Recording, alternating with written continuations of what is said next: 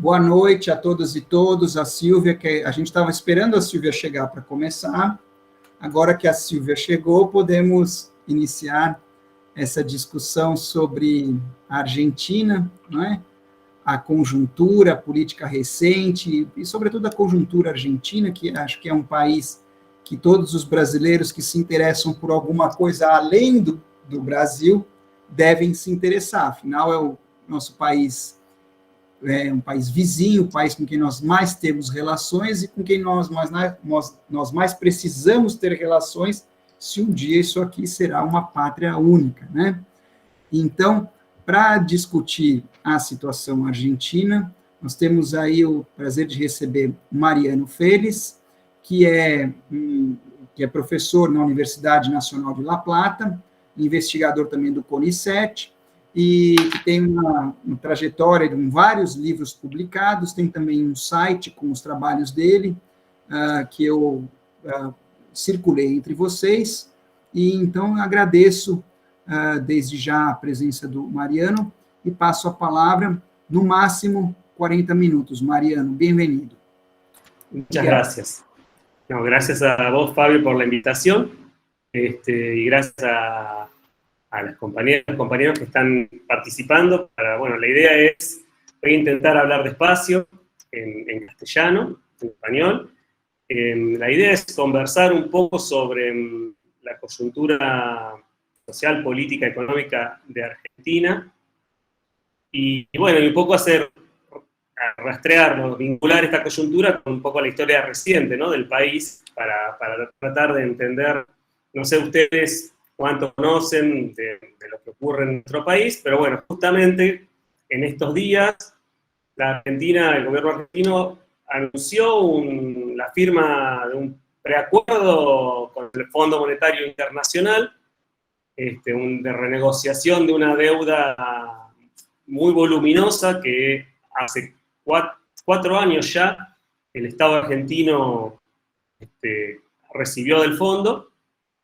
Y bueno, esa negociación con el FMI, ese preacuerdo que se acaba de firmar, un poco va a marcar si se termina de ratificar, tiene que ir al Congreso Nacional, el acuerdo, tiene que ir al directorio del FMI, tiene que aprobarlo, hay varios pasos, y hay movilizaciones populares encaminadas para tratar de frenar ese acuerdo, pero bueno, el acuerdo con el fondo va a marcar la historia argentina por lo menos por una década, en el caso de que continúe y se apruebe.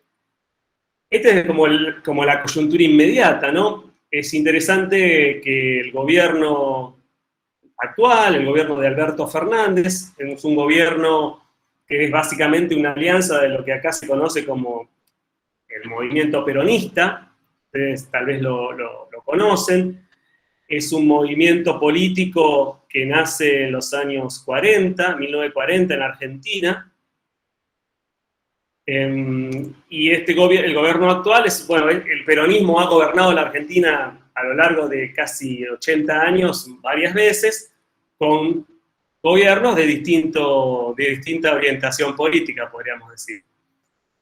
El actual gobierno de Alberto Fernández es un gobierno que se enmarca en una sucesión de gobiernos de esta coalición, de estas coaliciones que se fueron armando en torno al peronismo en los últimos 20 años, desde 2002 aproximadamente, y que han llevado adelante una suerte de proyecto, o tratado de conducir, de articular un proyecto de desarrollo en Argentina, que yo y otras personas hemos denominado o denominamos de orden neodesarrollista. Esta estrategia de desarrollo que fundamentalmente los gobiernos peronistas que han gobernado en Argentina en los últimos 20 años, han llevado adelante, tienen puntos de contacto con otros procesos en América Latina, con algunos puntos de contacto con lo que ocurrió en el Brasil, con los gobiernos de Lula, en particular con los gobiernos de Lula, no tanto tal vez pero bueno, habría que analizarlo, yo no soy especialista, no tanto con el gobierno de Dilma, pero ha habido toda esta serie de gobiernos y esta estrategia que ahora vamos a comentar un poco, es parte de un proceso general que se dio en América Latina y en particular en América del Sur, desde fines de los 90 y principios de los 2000, donde luego de décadas de neoliberalismo, o sea, la larga etapa neoliberal, una serie de movimientos populares, fuerzas políticas con distintas trayectorias, con distintas historias, fueron llegando al gobierno e impulsaron una serie de transformaciones que proponen, hablamos de neodesarrollismo, porque proponen ubicar al Estado como un actor central en la organización del proceso de desarrollo capitalista en nuestros territorios, en los países, en los distintos países. Esto de nuevo como lineamientos generales, no todos los países fue lo mismo, no todo fue al mismo tiempo, porque hubo estos gobiernos que surgen un poco de la crisis del neoliberalismo allá a fines de los 90, empiezan a aparecer esos gobiernos de esas características en Venezuela, en Argentina en 2002-2003, en Brasil también por ahí, y luego otros también que empiezan a sumarse, ¿no? También en Bolivia, a partir de las luchas contra la privatización del agua y el gas a principios de los 2000, luego también en Uruguay. En distintos países hubo gobiernos de estas características, un poco marcados por las luchas contra el neoliberalismo, y aún más, digamos, podemos decir que hoy mismo, en los últimos 3, 4 años, o un poco más, en Chile hay todo un proceso que tardíamente está entrando en esta ola, que pretende no sé si dar vuelta, pero enfrentar algunas de las consecuencias políticas, económicas y sociales del liberalismo.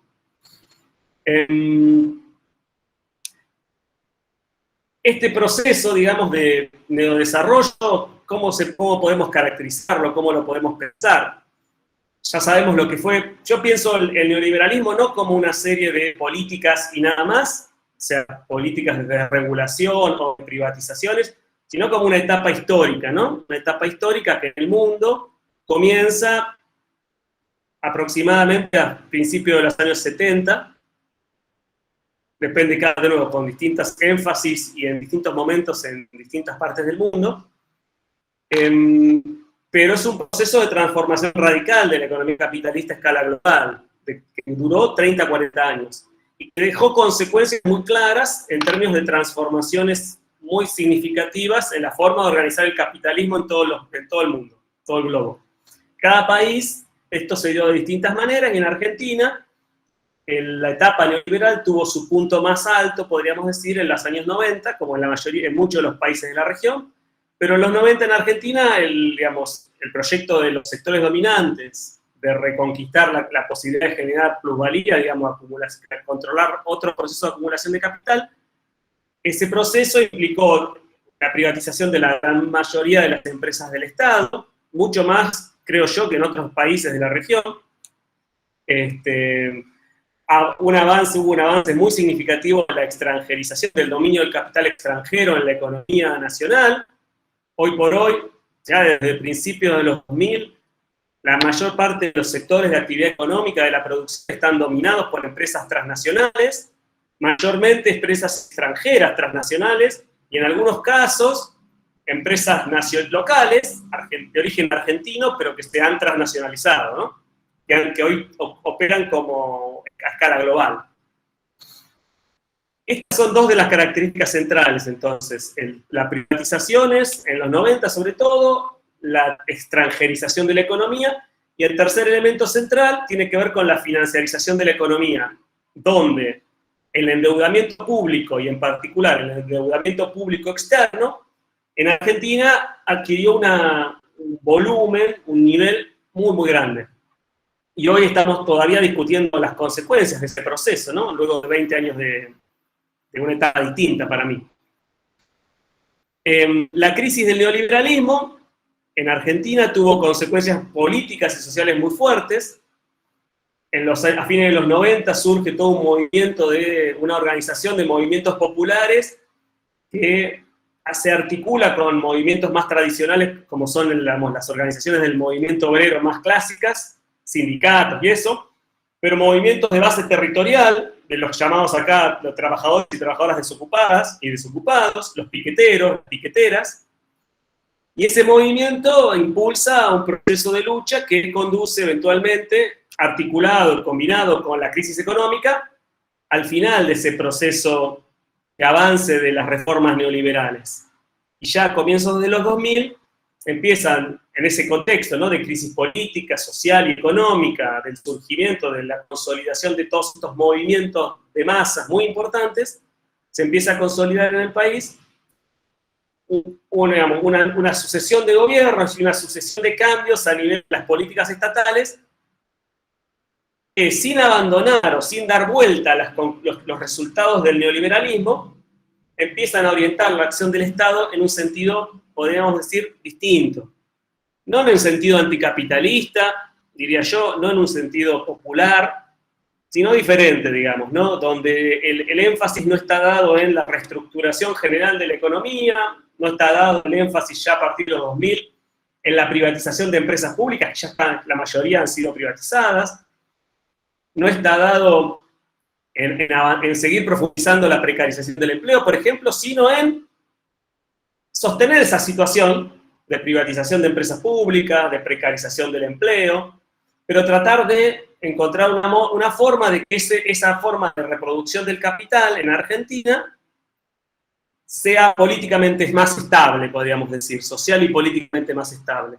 Y el Estado entra a jugar un rol muy importante acá, a partir de los 2000, en 2003 muy marcadamente, cuando es elegido como presidente de la Nación Néstor Kirchner, el Estado empieza a jugar un rol tratando de organizar y de, digamos, canalizar la conflictividad social a través de políticas estatales, tratando de encontrar un equilibrio más adecuado entre las demandas de estos sectores excluidos o que pretendían evitar ser excluidos y las necesidades y demandas de los sectores dominantes, que a esta altura son las grandes transnacionales.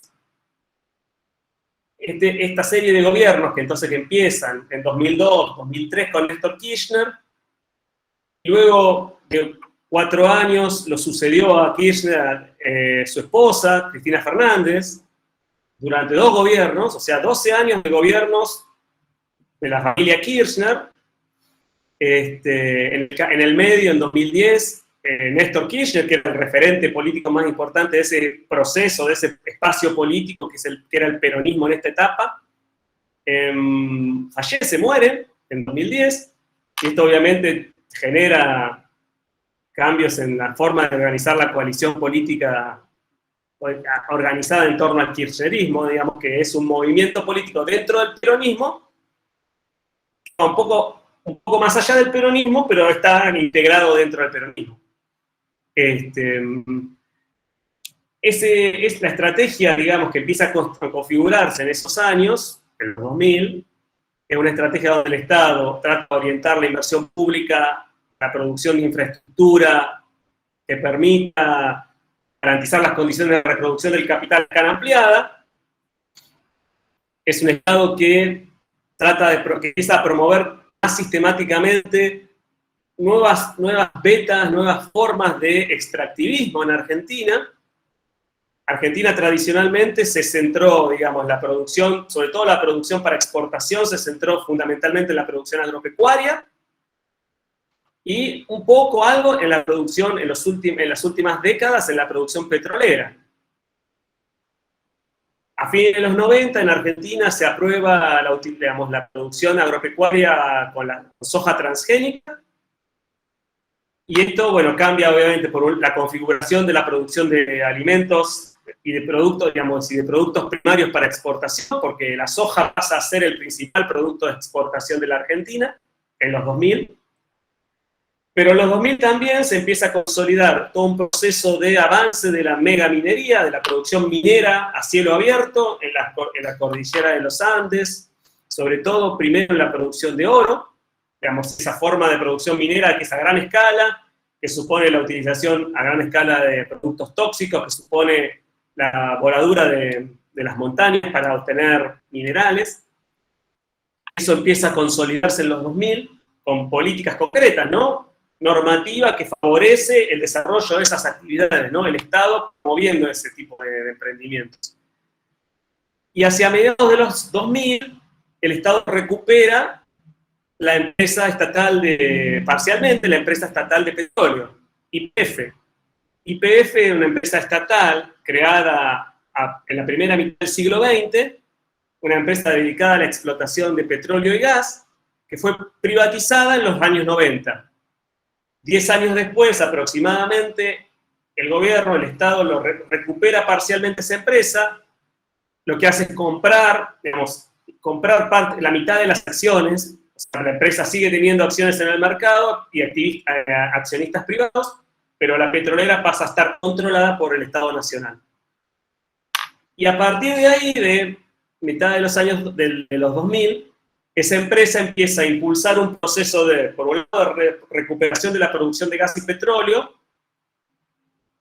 pero fundamentalmente a partir de asociaciones cada vez más importantes con empresas transnacionales como Chevron y otras empresas petroleras, el desarrollo y la explotación de la producción petrolera y de gas a través de técnicas de fractura hidráulica, conocido fracking. En Argentina se descubrió hace muchos años, pero ahora se empieza a explotar, un yacimiento muy importante de petróleo y gas que se puede explotar bajo esta forma del fracking. Es una de las reservas, aparentemente una de las reservas más importantes a escala mundial de gas y petróleo obtenible con estas tecnologías.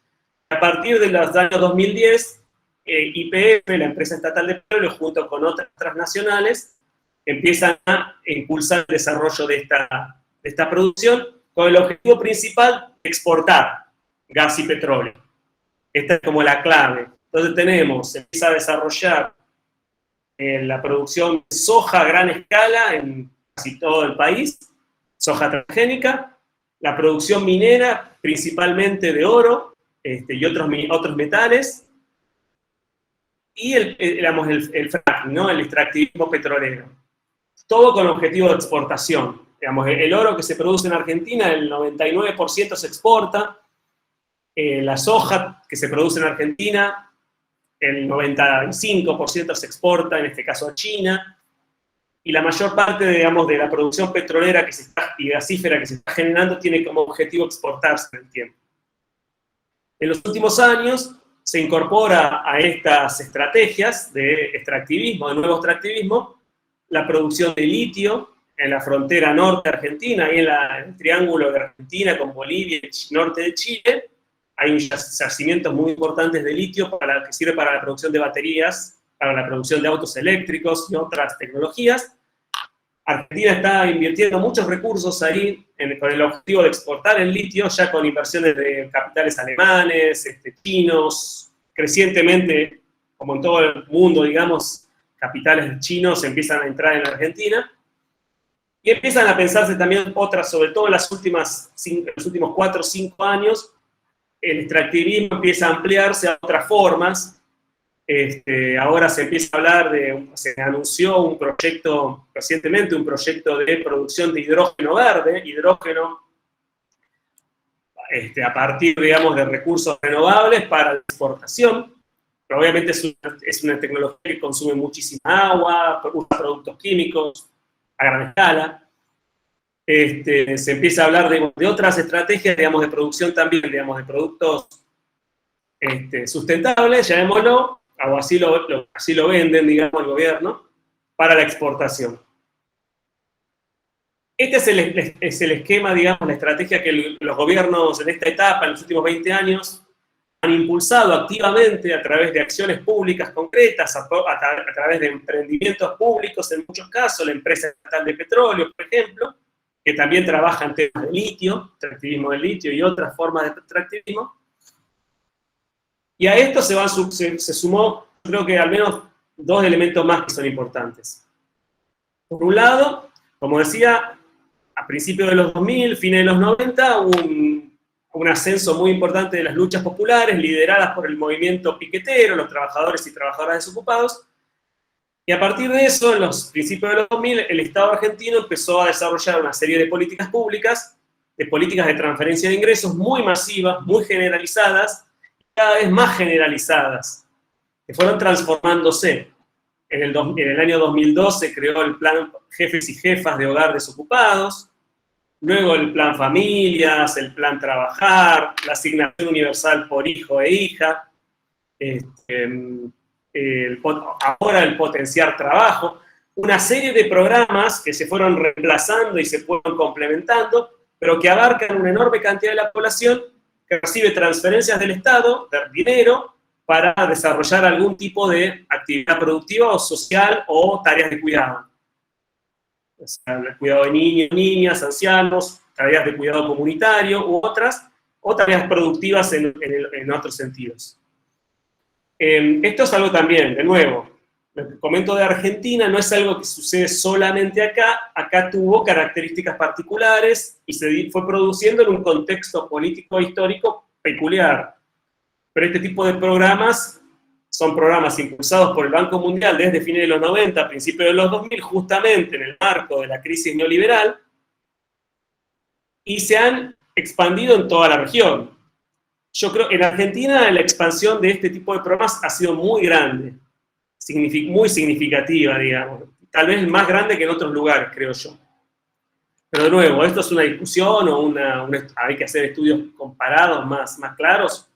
Pero bueno, lo importante es que el Estado argentino empieza a ocupar un rol central en garantizar la estabilidad social y política a través de este tipo de políticas sociales, que evitan el estallido social en momentos de crisis. Ahora bien, entre 2002 y 2009, 2010, hasta la crisis global de 2007-2008 y un poquito más, Argentina tuvo un proceso de recuperación del crecimiento económico muy importante. En ese proceso se crean una enorme cantidad de puestos de trabajo asalariados y no asalariados, pero los salarios, la remuneración, lo que los trabajadores y trabajadoras cobran, sube, pero no recupera todo lo que perdieron en la década de los 90. Y por otro lado, ese crecimiento del empleo no elimina la precariedad laboral que venía de los años 90. La precariedad laboral, el trabajo precario, el trabajo no registrado, el trabajo por cuenta propia pero de muy mala calidad, de muy mal pago, persiste en torno al 30-40% de la masa de trabajadores y trabajadoras. Y esa precariedad, ese trabajo precario, que se había extendido al trabajo en el Estado, el propio Estado crea empleo precario, digamos, ¿no? Tiene un montón de sus trabajadores y trabajadoras en condiciones de precariedad, eso no se modifica. Se crean puestos de trabajo también en el Estado, pero de manera general precaria. Esto es un rasgo, de nuevo, que se crea, se construye en la etapa neoliberal y que el neodesarrollismo no desarma, sino que lo aprovecha en función política, podríamos decir, para construir las posibilidades de una estabilidad política y social más importante que la que había, ¿no? Veníamos de una crisis muy grande. Recuerden, tal vez muchos aquí son jóvenes, tal vez no lo recuerden, no lo hayan estudiado, en Argentina, a fines del 2001, la lucha popular, y la crisis económica y la lucha popular llevaron a que el gobierno, en ese momento, el gobierno de Fernando de la Rúa, tuviera que renunciar. Renunció el gobierno y hubo 4 o 5 presidentes a lo largo de 15 días, hasta que el Congreso pudo nombrar un presidente que persistiera un año más o menos, desde 2002 a 2003, nombrado por el Congreso. Pero en esa etapa era una etapa muy convulsionada, de mucha inestabilidad política, y el Estado registró eso. Y bueno, y a partir de ahí las políticas sociales se transformaron en un mecanismo de contención, podríamos decir, y a la vez control social, contención de la conflictividad y a la vez intento de control de las organizaciones que surgieron en ese marco de conflicto y de crisis. Un dato importante, entonces, esta situación general, el cuarto elemento que señalaba tiene que ver con el endeudamiento, que marcábamos al principio, que es un enorme problema en Argentina y en toda nuestra región, pero en Argentina alcanza una escala muy grande. La crisis de los 90 tuvo también que ver con una crisis de sobreendeudamiento, Y Argentina durante toda la primera década de los 2000, prácticamente buscó reestructurar, el gobierno argentino reestructurar su deuda externa, pero durante toda la década de los 90 el gobierno argentino estuvo fuera de los mercados internacionales de capital. No podía, a pesar de reestructurar su deuda, no podía volver al mercado de capital extranjero, digamos. No la deuda pública externa, en moneda extranjera, prácticamente se redujo mucho en los años 2000, toda la década. En los primeros dos gobiernos de los Kirchner, de Néstor Kirchner y el primer gobierno de Cristina Fernández. Pero no porque hubiera una voluntad de reducir la deuda, porque la deuda en moneda nacional aumentó un montón, sino porque no había forma de endeudarse en el mercado internacional. El gobierno argentino tenía que se obligaba a pagar deudas sin poder renegociarla. Toda esa década. Recién, a partir de 2013-2014, el gobierno argentino pudo empezar a cerrar este problema, y ahora voy a comentar algo que pasó a partir de ahí. Un dato importante de esta situación, digamos, donde crece el endeudamiento público, pero sobre todo el endeudamiento público en moneda nacional, en toda esa década. Un dato importante es que a partir de la crisis mundial en 2007 y 2008, esto es un dato para toda la región, pero que en Argentina impacta muy fuertemente, digamos, la economía sudamericana tiende a perder dinamismo, empieza a crecer más lentamente que conjunto. En el caso de la economía argentina, a partir de 2010, prácticamente se produce un estancamiento. La economía argentina prácticamente deja de crecer a partir de 2010, y en los 10 últimos años, desde 2010 hasta ahora, el Producto Bruto por habitante ha caído 15 o 20%. Es más, por el estancamiento de la actividad económica, la Argentina ha tenido desde 2010 un año de crecimiento, un año de caída, un año de crecimiento, un año de caída. Y después algunos años, en los últimos años, prácticamente sumando a esto la pandemia, el efecto de la pandemia en 2020 y 2021, una caída mucho mayor todavía. Entonces, la Argentina está atravesando hace 10 años una crisis en términos capitalista, ¿no? En términos de capacidad de acumulación de capital muy importante, que está marcada por el estancamiento económico, por el crecimiento muy fuerte en la inflación. La inflación ha pasado de 15-20% anual en los años 2007, 2008, a 50% anual en los últimos 3 años, cada año. Estamos hablando de un aumento muy importante en la inflación en la última década, y se está estancando, está estabilizando en un nivel muy elevado. Esto con estancamiento de la actividad económica, con una tendencia al estancamiento y caída en el nivel de empleo, y una creciente caída en los niveles salariales. Entonces tuvimos una primera etapa del neodesarrollo, de esta estrategia, donde los salarios crecen más o menos, el empleo crece y crece la producción, y la economía se desendeuda en términos de moneda extranjera. Y una segunda etapa, los últimos 10 años, donde lo que tenemos es estancamiento, caída del empleo y de los salarios, y a partir de 2014 y 2015, creciente endeudamiento en moneda extranjera. En particular, un crecimiento muy fuerte a partir de 2016, fines de 2015 en realidad, cuando asume un nuevo gobierno, que es un gobierno de sesgo más neoliberal, el gobierno de Mauricio Macri, que gobernó entre fines de 2015 y fines del 2019.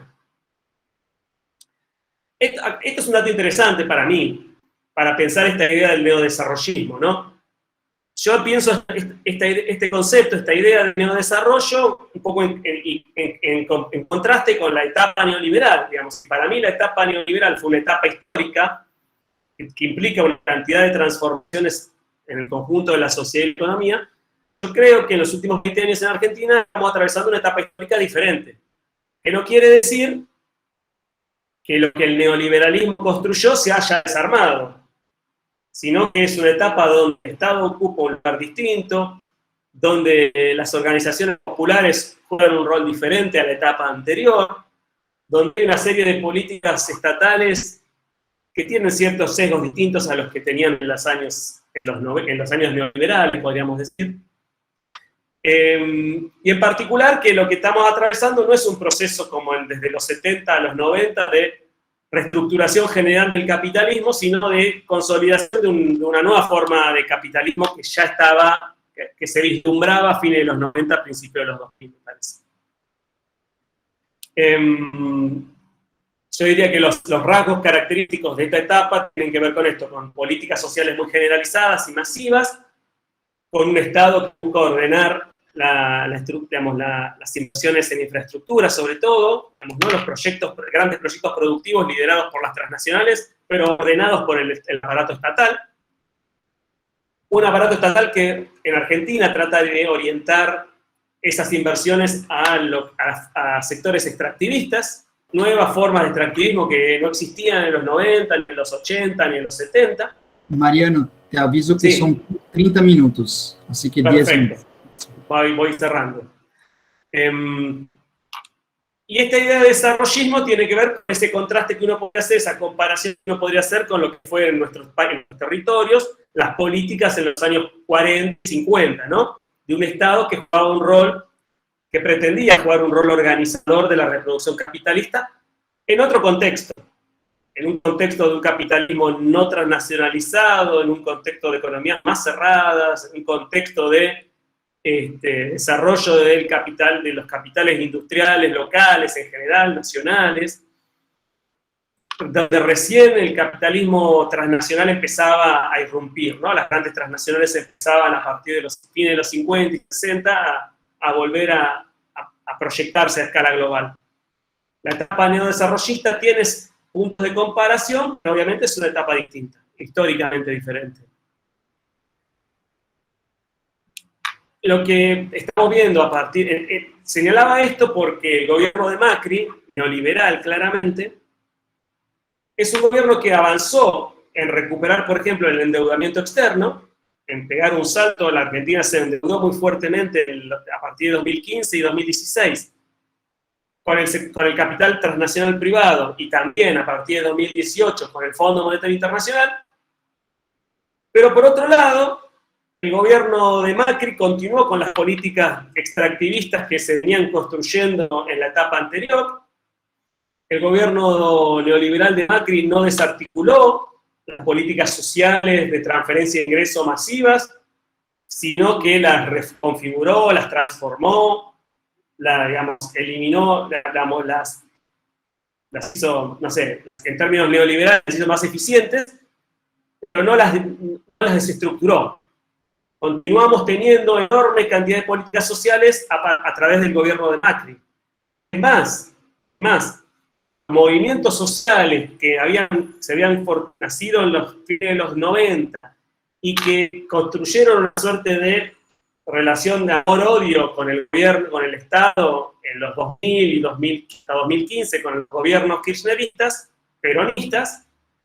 Con el gobierno de Macri, esos movimientos populares, o por lo menos una parte importante de ellos, acordaron, la reconfiguración de muchas de estas políticas sociales a partir de legislación que fue aprobada en los años del gobierno de Macri.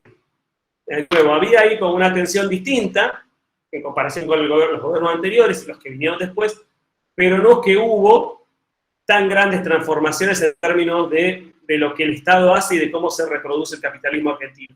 El cambio más importante fue el reingreso, sí, al mercado internacional de capitales, a partir de 2016. Pero un dato importante es que el gobierno de Cristina Fernández, el último gobierno, entre 2011 y 2015, hizo enormes esfuerzos por volver al mercado internacional de capitales. No es que no querían volver, sino que tenían que terminar de resolver el problema de la deuda acumulado desde los 90. Pero la estrategia del gobierno de Cristina Fernández, del último gobierno en particular, era reinsertarse en el mercado internacional de capitales endeudándose otra vez. Todo esto para marcar las continuidades entre gobiernos en una etapa nueva.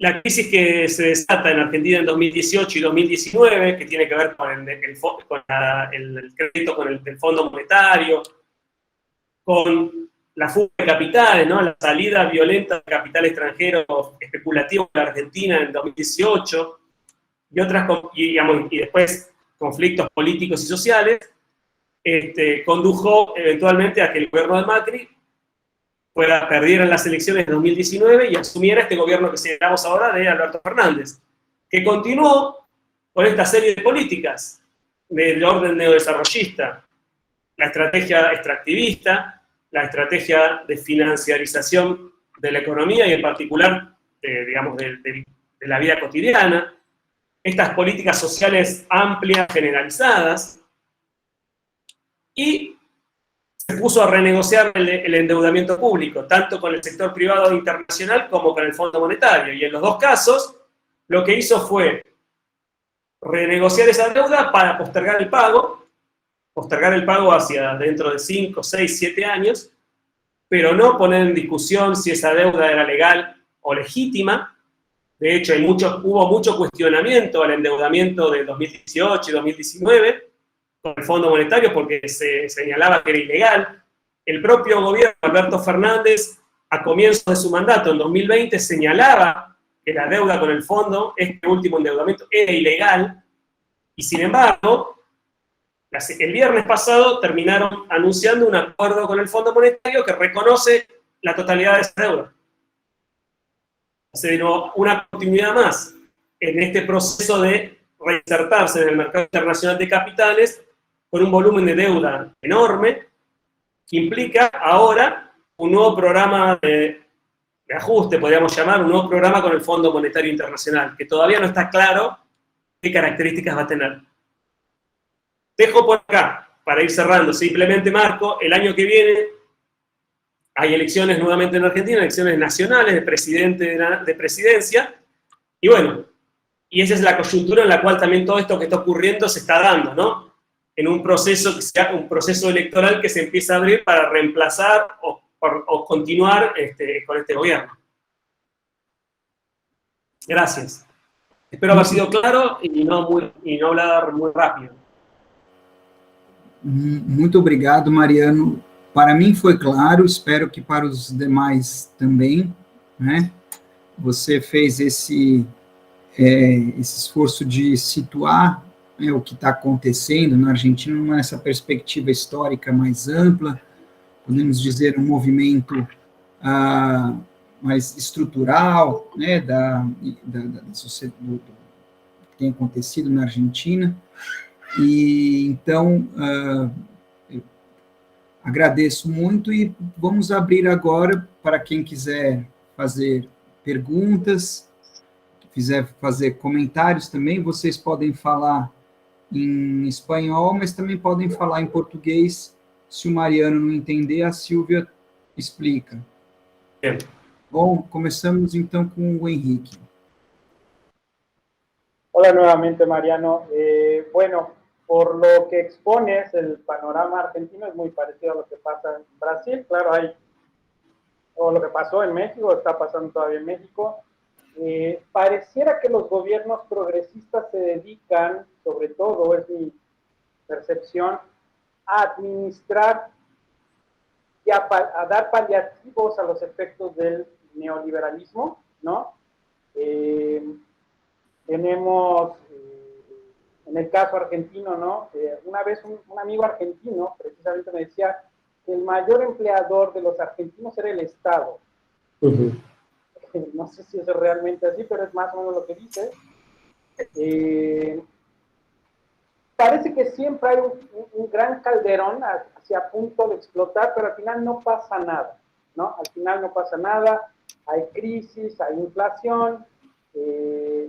Argentina, por lo que cuentas, también está intentando crecer de la mano de los grandes proyectos, de las grandes obras, agarrado del capital transnacional y, ¿no?, creando o siguiendo con los programas sociales que no siempre generan, esto no siempre parece generar riqueza, ¿no? Porque, bueno, genera empleo, pero el grande lucro casi siempre se va para afuera, ¿no? ¿Qué está haciendo Fernández de diferente o no podemos esperar nada diferente del gobierno de Alberto Fernández? Yo veo que hoy está en Rusia, está luego en México, luego está con España, ahí intentando llevar, ¿no? Hacer algo con la economía argentina. En tu opinión, ¿qué pasa con el gobierno de Fernández? ¿Podemos esperar algo diferente de él o va más o menos por el mismo camino de los últimos 20 años? Fabio, ¿cómo hacemos? ¿Respondo a cada pregunta o...? Sí, creo que puedes responder, no tenemos otras Bueno, perfecto. Sí, es cierto, digo, por eso, como señalaba, esto es un proceso que tiene peculiaridades en Argentina, pero que tiene características similares en muchos de los países de la región, de América, de México para abajo. Yo creo que el gobierno de Argentina, de Alberto, yo no creo que haya que esperar mucho más de lo que hemos visto, digamos, del gobierno de Alberto Fernández, que ha sido a ratificar la deuda con el Fondo Monetario, ratificar, renegociar la deuda con el capital transnacional en función de pagarla, de seguir pagándola. Y el impulso a lo que yo hace un tiempo vengo nombrando como el desarrollismo verde, este desarrollismo donde el foco está puesto, el Estado puesto en la producción de infraestructura para garantizar el extractivismo.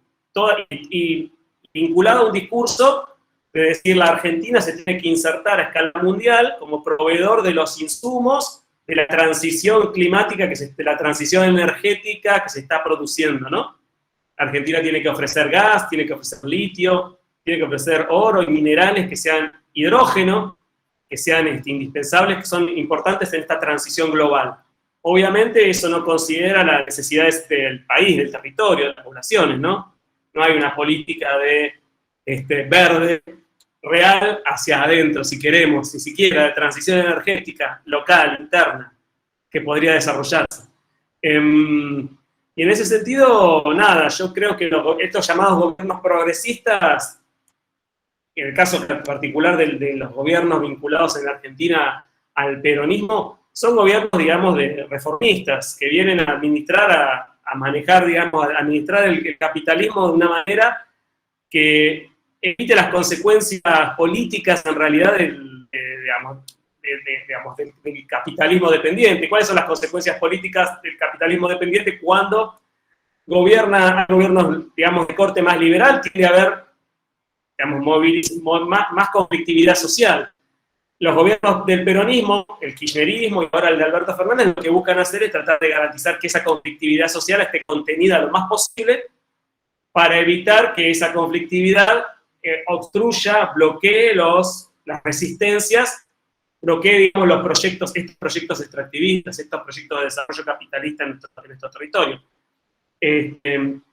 Poco conozco lo que pasa en México, pero sí veo, digamos, que hay procesos similares, y ahí también, pero bueno, digamos, las grandes diferencias tienen que ver con las tradiciones políticas, con la historia de los movimientos populares, sobre todo, en nuestros países. Claramente los movimientos que hoy tienen una capacidad de disrupción, ¿no? Políticamente de generar desestabilización, que son los movimientos vinculados a los históricos movimientos desocupados, en Argentina son hoy aliados políticos de este gobierno, y eso hace que la conflictividad se contenga mucho. Pero son centrales en garantizar esa estabilidad política. En Brasil, yo creo que la dinámica política es diferente, y en México es otra historia, digamos, ¿no? Los tipos de movimientos, la tradición política, el peronismo no es el PRI, aunque pueda haber paralelismos, no lo es. El kirchnerismo, este peronismo desde los 2000, no es el lulismo, no es el PT, tampoco. Ya tiene puntos de contacto. Lula y Cristina Fernández pueden ser o no más o menos amigos, o Alberto Fernández haber colaborado para favorecer, no sé, la liberación de Lula, o tener contactos, tener un cierto alineamiento con Evo Morales en Bolivia, pero claramente son liderazgos diferentes, y los movimientos políticos y populares que los llevaron a esos referentes, al lugar que ocupan, son distintos. Entonces es medio difícil la comparación a veces. Pero está claro que este gobierno no tiene otra proyección que no sea esta, de construir un capitalismo que funcione sobre estas bases.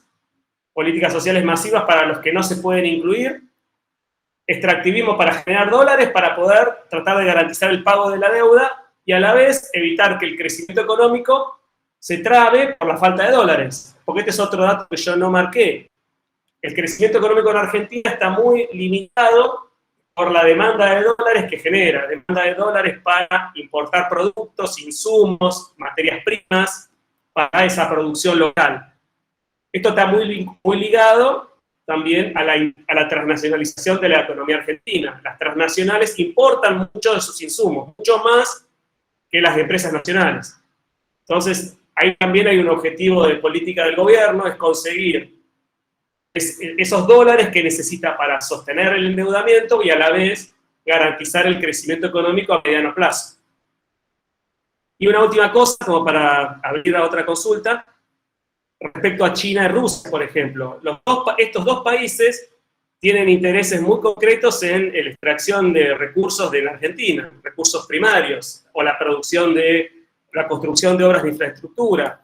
La semana pasada se anunció que se firmó un convenio con China para construir una cuarta central nuclear en Argentina. Hay inversiones chinas en litio, señalaba yo. Rusia quiere venir a Argentina a invertir en la extracción de uranio en el sur argentino. Digo, hay toda una maraña de intereses de esas grandes potencias que estarán en conflicto con Alemania, con Estados Unidos, con otros países. Pero digo, todos están buscando aprovechar los recursos de Argentina en el marco de esta estrategia que es el desarrollismo verde.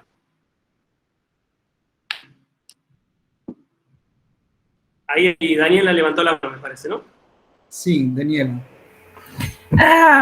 Eu queria só fazer um comentário, né, a respeito dessas contradições que os governos que se dizem progressistas, ou enfim, né, está acontecendo um jogo político aqui agora no Brasil, que assim, o Lula é o candidato que tem mais votos, ele já tem a maioria dos votos, e aí ele convidou o ex-governador do estado de São Paulo, que é o Geraldo Alckmin, que era do PSDB, que é um partido que defende privatização da Petrobras e daí para cima, né? E assim, a gente está em negociação com o PT, né? E aí a gente tem um candidato que é o Boulos, né? Que é um candidato que não tem projeção. Talvez na América Latina ele seja conhecido, mas ele não tem projeção maior do que isso. Ele é um candidato ligado a movimentos sociais, né? Ligado ao movimento de moradia aqui de São Paulo. E o Lula prefere convidar o Alckmin, que é o governador, prefere convidar o Alckmin para ser vice-presidente do que o Boulos. Bueno, respecto a eso, hago algún comentario respecto a la situación argentina, para ver, digo, acá en Argentina, lo que sería la izquierda, en Argentina la izquierda es, los partidos de izquierda, los más importantes son de tradición trotskista, y tienen representación parlamentaria desde hace varios años, y tienen un porcentaje de votos en torno al 5% a nivel nacional. En algunos lugares tienen más, en otros menos, pero no tienen una gran... Y esa es como la fuerza a nivel electoral de izquierda más importante, podríamos decir. Luego hay una cantidad de movimientos populares que podríamos decir que son de izquierdas, que no tienen, digamos, representación política parlamentaria. Y ahí la pregunta que yo me hago, y que uno la ve acá por los debates que se dan, ¿qué ocurrió en 2015? En 2019. 2018 y 19. Hasta 2018 no había, digamos, el kirchnerismo, ¿no? El peronismo como fuerza en ese momento de oposición política, la principal fuerza de oposición, no apareció como una fuerza de oposición capaz de ganar las elecciones de 2019.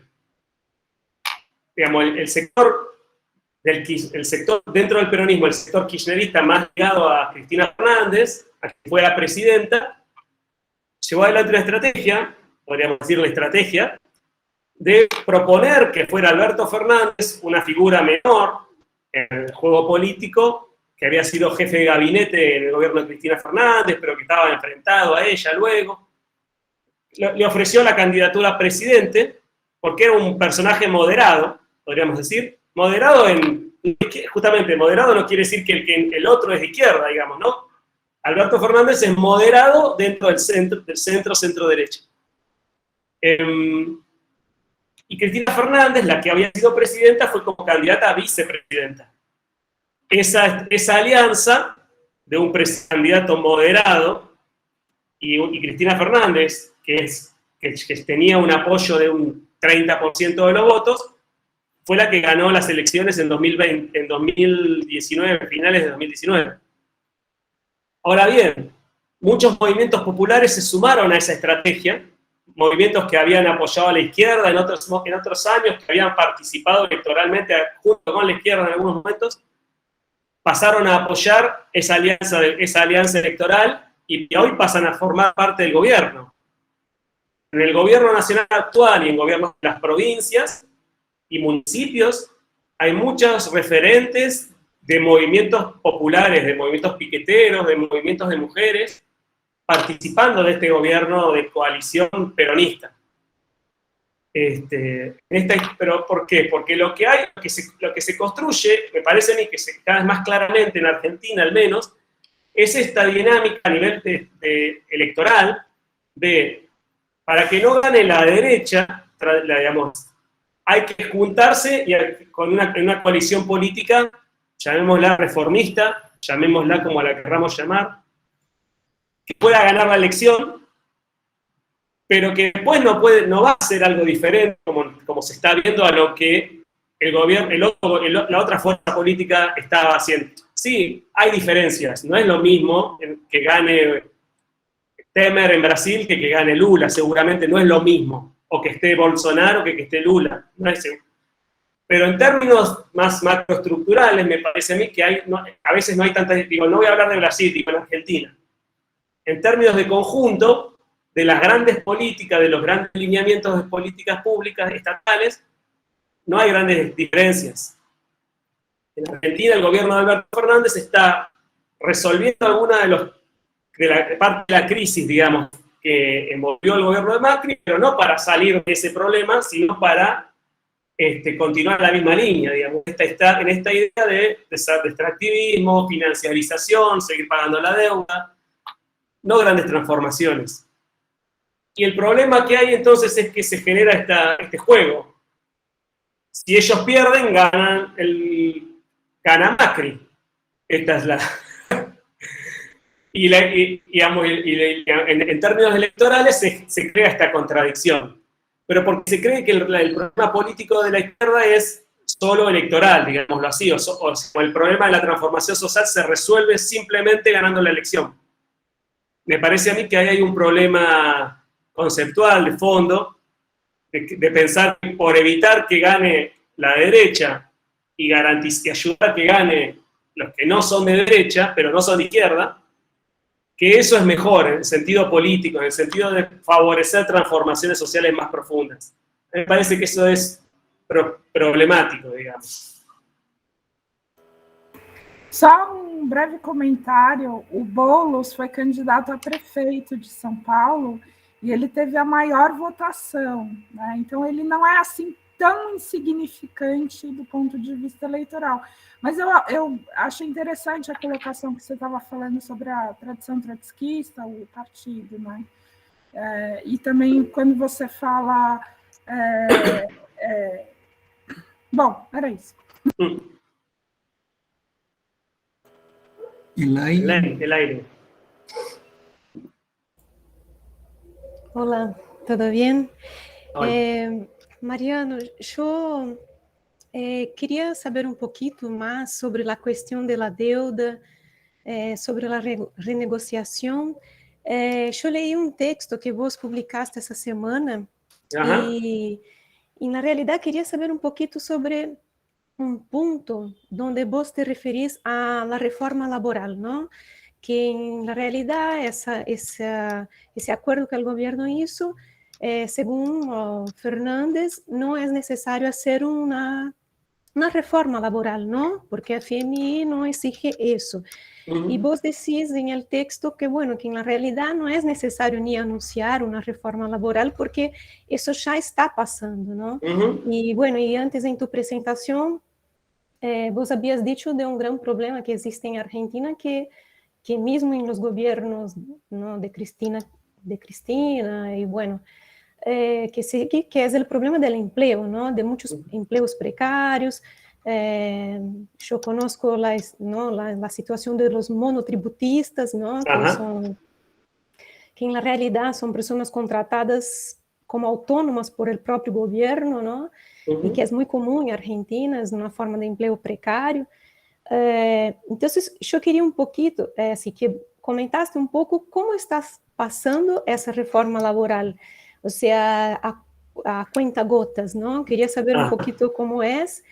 Y bueno, y más dos otras preguntas, que sería así, vos hablaste que se llegó en un momento a hablar que la deuda, ese crédito, ¿no? Ese préstamo, fue dicho que no era legítimo. Entonces, yo en algún momento vi que algunos movimientos sociales no querían que esa deuda fuera paga, ¿no? Entonces, quería saber si no hubo alguna movilización en el sentido de hacer una auditoría, ¿no? Bueno, porque lo que se decía antes, en 2020, 2019, era que esa deuda fue usada para la campaña de Macri, ¿no? Y entonces quería saber si ahora, en 2020, no sé, si hubo una discusión para hacer una auditoría o más recién. Y por último, así, no sé si podés, porque también es como hacer futurología, pero como la colega Daniela habló acá de las elecciones acá en Brasil, y vos comentaste sobre la izquierda, ¿no? El Frente de Izquierda, PTS. Yo en la realidad quería que vos comentaste un poco, si es posible, quédate cómodo, ¿no? Para hablar o no, pero una cosa que pasó ahora en las elecciones fue ese crecimiento de Milei, que tuvo un porcentaje impresionante que superó el Frente de Izquierda, ¿no? Entonces, quería... Y bueno, quería que hablaste, si podés hablar un poquito de eso, pensando en lo que va a pasar de acá hasta el año que viene. Yo sé que falta mucho para las elecciones, pero ese crecimiento tan grande de Milei, y porque así me llama mucho la atención que en el año pasado, en las elecciones, los movimientos populares, de alguna manera, no votaron directo, no sé si todos, no sé cómo fue, pero no votaron en Alberto Fernández, no votaron en el PJ, ¿no? Y eso se asustó en las PASO, fue un susto, ¿no? Como queda el escenario para, si ellos están en esa coalición, esos movimientos populares, ¿cómo pensar las elecciones del año que viene? Esa última pregunta, que si no quieres hablar, no hay problema. No hay problema. Eso por la primera, digo, por el principio, y vamos a esa que es más compleja.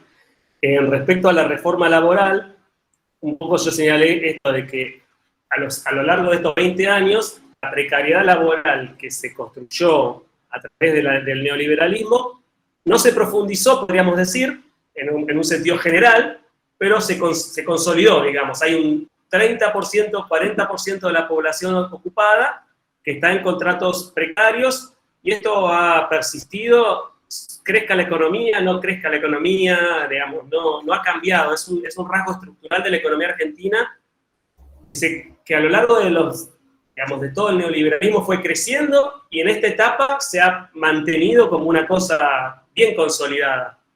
Varía muy poco, 30-40%. Esto tiene varias características. Por un lado, esto que decías vos, en el Estado tiene esta política de contratar a la gente en gran medida a través de contratos de monotributo, de autónomos, ¿no? Con un contrato de corto plazo, 6 meses, 1 año, que hay que renovar, y si no te lo renuevan, te quedaste sin empleo. Y a la vez, el Estado ha promovido que muchos de los programas sociales de transferencia de ingresos tengan como contrapartida actividades laborales que antes se realizaban trabajadores y trabajadoras del Estado de planta permanente, ¿no? Contratados en el Estado. Esto se ve mucho en lo que es la recolección de residuos, el cuidado de las calles, el mantenimiento de los parques y plazas a nivel municipal, a nivel de los gobiernos locales, es muy generalizado. Las universidades, mi universidad tiene personal contratado a través de estos programas para la reparación de rejas, de corte de pasto en los campus universitarios. Lo hace no personal público del Estado, sino personal de movimientos sociales, con estas políticas precarias, con salarios muy bajos, sin seguridad, sin aporte al seguro social ni nada. Y esto con una política estatal consolidada también. Y yo decía que el fondo, hoy por hoy, digamos, ahora, no pide la reforma laboral. Hoy leí varias notas que hablaban de Kristalina Georgieva, que dio entrevistas, la jefa del Fondo Monetario, dio entrevistas señalando que la negociación con Argentina había implicado ceder en algunas reformas que no se iban a poder llevar adelante a corto plazo, incluyendo, por ejemplo, lo que sería la reforma laboral. Pero de todas maneras, lo que está claro es que, por ejemplo, en Argentina en los últimos 3 años, 4, 5, ha crecido muchísimo el empleo en empresas de distribución de productos delivery, ¿no? Rappi, Globo, estas grandes... Y el empleo en esos sectores es completamente precarizado y el Estado no lo está regulando. Permite que eso siga ampliándose sin ningún control del Estado, con la mirada, el Ministerio de Trabajo no interviene, permite que eso siga sucediendo. Si bien obviamente hay organización sindical que está avanzando, hay movimiento a nivel de demandas judiciales, etcétera, pero el Estado argentino permite que ese proceso de crecimiento del empleo en esas áreas se produzca con precariedad laboral abierta. No necesita cambiar la ley, la normativa laboral, alcanza con que el gobierno no intervenga. En sectores más consolidados como el petrolero, hay reformas en los convenios colectivos de trabajo que se realizan, acuerdos que se hacen entre sindicatos y empresas para promover el empleo, por ejemplo, en lo que yo señalaba, ¿no? En el fracking, la extracción de petróleo y gas por fracking en el sur argentino, para garantizar, digamos, el desarrollo de esa actividad, hubo varios acuerdos entre los sindicatos petroleros con las empresas para flexibilizar las condiciones de trabajo y promover el empleo en esas actividades. De nuevo, sin reforma laboral, sin modificar la ley, los sindicatos y las empresas están acordando en distintos sectores modificaciones en las condiciones laborales por distintas circunstancias, ¿no? Con distintos argumentos. Pero de a poco eso se va avanzando en distintos sectores. Esa es la forma que está teniendo en Argentina hoy la reforma laboral de hecho. Y el Ministerio de Trabajo siempre sin intervenir demasiado. Porque esta es la dinámica que hay en Argentina. Por el otro lado, hay la reforma laboral en términos de ley, es difícil que ocurra porque habría muchísima resistencia de los sindicatos a que eso cambie. Porque la legislación laboral no solamente protege a los trabajadores y trabajadoras en sus lugares de trabajo, sino que protege también la organización sindical. Yo creo que la clave de la resistencia sindical a la reforma laboral formal está en eso, en que que eso permitiría avanzar sobre los sindicatos. Y los sindicatos como organizaciones resisten eso. Por eso está, me parece por ahora, en el freezer, digamos. Respecto a la deuda, en efecto, hay abundante información, estudios, investigaciones anteriores a este gobierno y de organismos dentro de este gobierno que dan cuenta de que el endeudamiento con el fondo es ilegal, por muchas circunstancias. De nuevo, el propio gobierno impulsó una querella penal en la justicia a comienzos de este año, diciendo que, bueno, quería buscando que se sancionara a quienes aprobaron este crédito de manera ilegal. Sin embargo, ahora aprobó un nuevo acuerdo con el fondo diciendo que toda esa deuda se va a tomar como si fuera legal. Entonces, digo, hay una contradicción grande.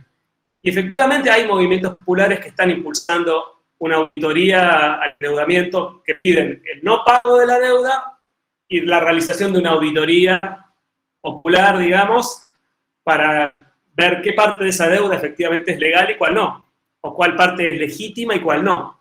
Hay un movimiento que se llama autoconvocatoria contra el pago de la deuda. Busco el link en una página que está convocando justamente el día martes, este martes, hay una movilización que se está convocando para plantear eso, digamos, ¿no? La oposición al acuerdo con el fondo, señalando esto. Es un movimiento que se viene construyendo de muchas organizaciones hace un tiempo largo, y ahora, bueno, los sectores más de la izquierda partidaria, de la izquierda trotskista, etcétera, están participando más activamente también. En este contexto se está convergiendo, digamos, en esa demanda. Muchos movimientos populares que hoy son parte del gobierno también tienen un discurso contra la deuda, pero en la práctica siguen apoyando el gobierno nacional. Habrá que ver qué hacen sus diputados nacionales cuando haya que votar este acuerdo en el Congreso. No sé qué harán. Tal vez voten en contra, pero siguen participando de este gobierno. Entonces ahí hay un juego raro.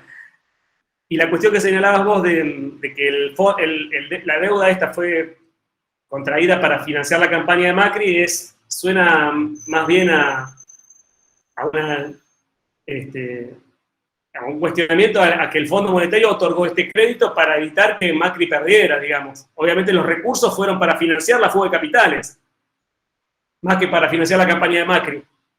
Porque entraron a la Argentina 45.000 millones de dólares por el Fondo Monetario y se fugaron de capital privado especulativo aproximadamente la misma cantidad, entre 2018 y 2019.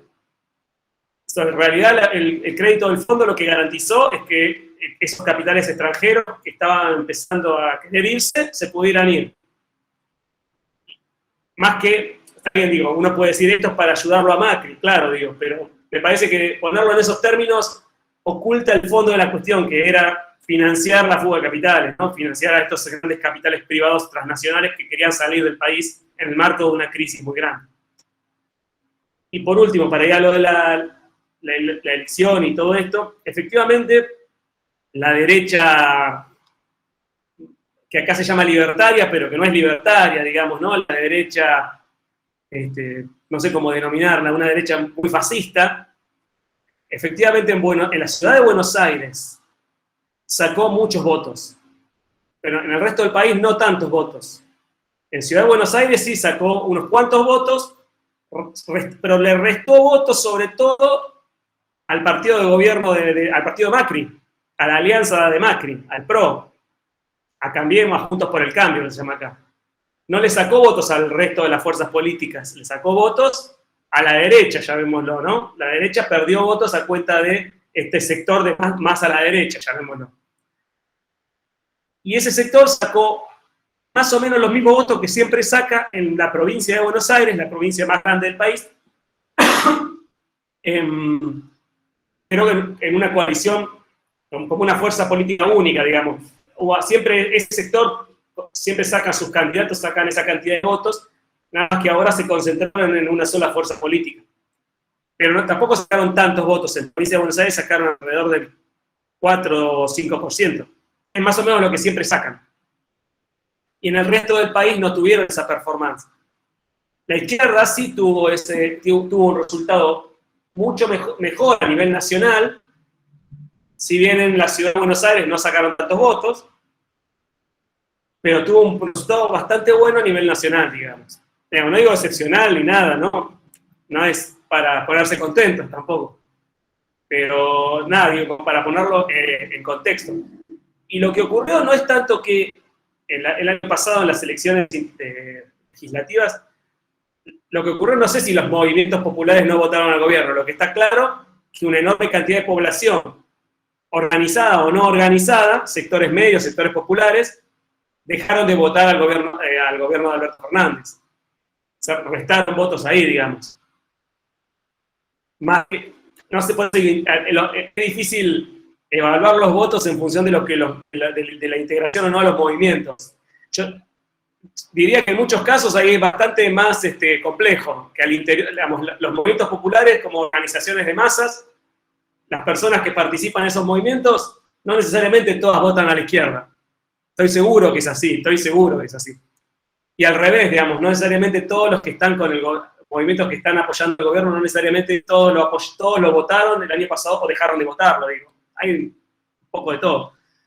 Es más, digamos, la composición social de los movimientos es mucho más heterogénea de lo que uno cree. Obviamente, los integrantes de partidos políticos o de organizaciones, digamos, de estructuras organizadas, más ideologizadas, claramente tienen un voto más coherente, llamémoslo. Digamos, todos los militantes del PTS votaron al Frente Izquierda. Calculo yo la mayoría. Pero no necesariamente todos los militantes de los movimientos populares territoriales votaron a la izquierda, ni creo yo que hayan, y seguramente haya muchos integrantes de movimientos populares que hoy tienen referentes en el gobierno nacional o en los gobiernos, y seguramente en parte de sus bases no lo votaron el año pasado. Votaron en contra del gobierno. También, digo. Esto habría que hacer un estudio, digo, pero conociendo cómo los debates que se dan internamente en los movimientos, en las bases de los movimientos, es mucho más. Digo, pasa algo parecido seguramente lo que pasa allá con el Movimiento Sin Tierra o el PT, bueno, más el Movimiento Sin Tierra capaz que el PT, no sé. Digo, o el MST, o los movimientos, o los sindicatos. Digo, seguramente ahí el voto también es disperso, digamos. Seguramente por eso gana quien gana, digamos, ¿no? Y eso me parece que es interesante para pensar también esta cuestión de cómo se construye dentro de los movimientos la voluntad, digamos, política en el momento electoral, ¿no? Fernando.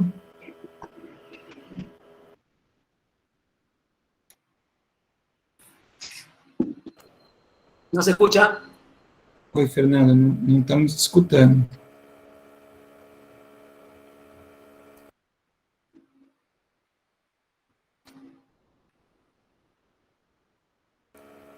Sale e vuelve. Enquanto o Fernando entra de novo, alguém mais gostaria de fazer um comentário, fazer uma questão? Ele voltou. Voltou? Tá ouvindo agora?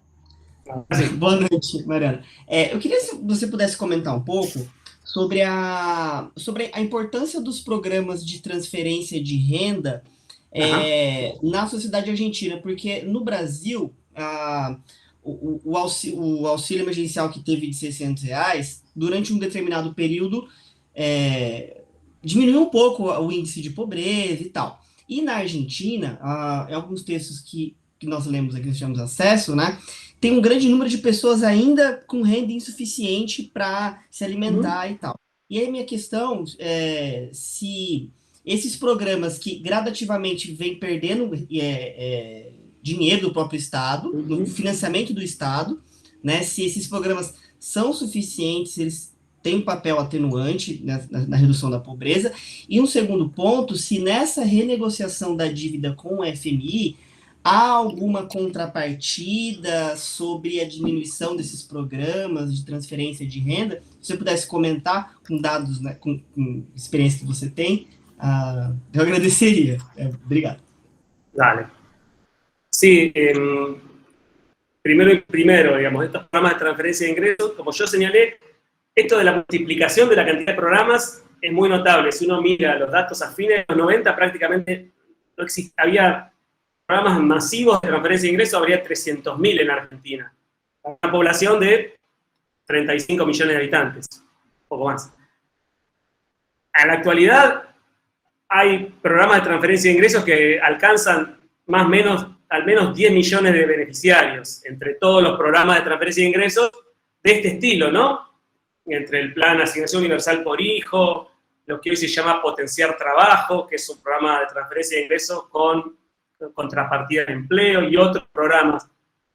Estamos hablando de una multiplicación muy grande y programas nacionales, provinciales, municipales, muy grandes. Lo que sí ocurrió, y sobre todo justamente en esta etapa de crisis de hace 10 años, es que esos programas cada vez alcanzan para menos. Son programas que recibe mucha gente, pero que el monto que pagan no alcanza para superar la línea de pobreza. y con suerte alcanza para superar lo que acá se llama la línea de indigencia, ¿no? La línea de hambre.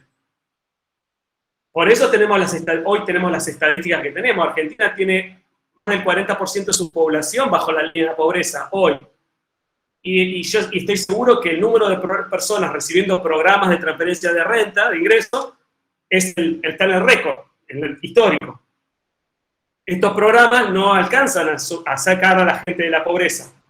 De la misma manera que cada vez más gente, en los últimos 10 años sobre todo, trabaja, tiene empleo, a un empleo formal, un empleo por debajo de la línea, con ingresos por debajo de la línea de pobreza. Puede no recibir un programa social, tiene un empleo formal o informal, cada vez más gente está por debajo de la línea de pobreza. Hay trabajadores formales que no cobran el salario mínimo. Es más, un salario mínimo que ya ha perdido poder de compra en los últimos años. Está cada vez más bajo. Digo, esa es la situación.